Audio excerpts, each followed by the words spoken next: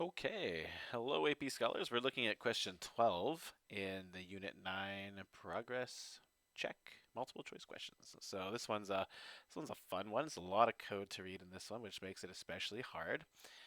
It's got a class called appliance and it's got a class called refrigerator. So these two classes have a relationship. Refrigerator extends appliance, and that's where a lot of the confusion is going to come from. We also have some external code, some client code to these classes outside of those classes. It's a method that expects a refrigerator object and then it calls r.display.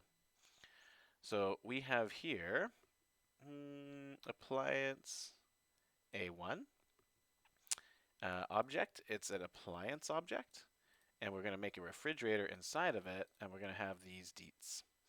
And then in this line of code, we're going to make a refrigerator object that is going to be, got a refrigerator obviously inside of it.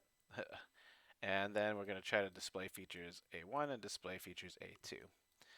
So, which of the following best explains why the code segment will not compile? And here's the deal. It's line 8. Line 8 is the problem. And I'll explain why it is. Line 8 is a compile time error because we are sending something other than a refrigerator, which is confusing because we've made it a refrigerator, but the type doesn't match. So when you're sending parameters, the types have to match. Like we're sending A1, it's an appliance, and we're sending it to a method with a parameter that expects a refrigerator. So this isn't an example of polymorphism. This is a great example of a trick question where it's kind of evoking the idea of polymorphism, because polymorphism often works with superclasses and subclasses. But polymorphism is only about which overridden method to call. It's not about parameters and their types.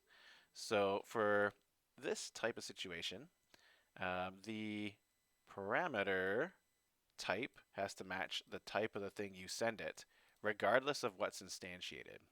That doesn't change. That's still the same. Polymorphism didn't make that a possibility.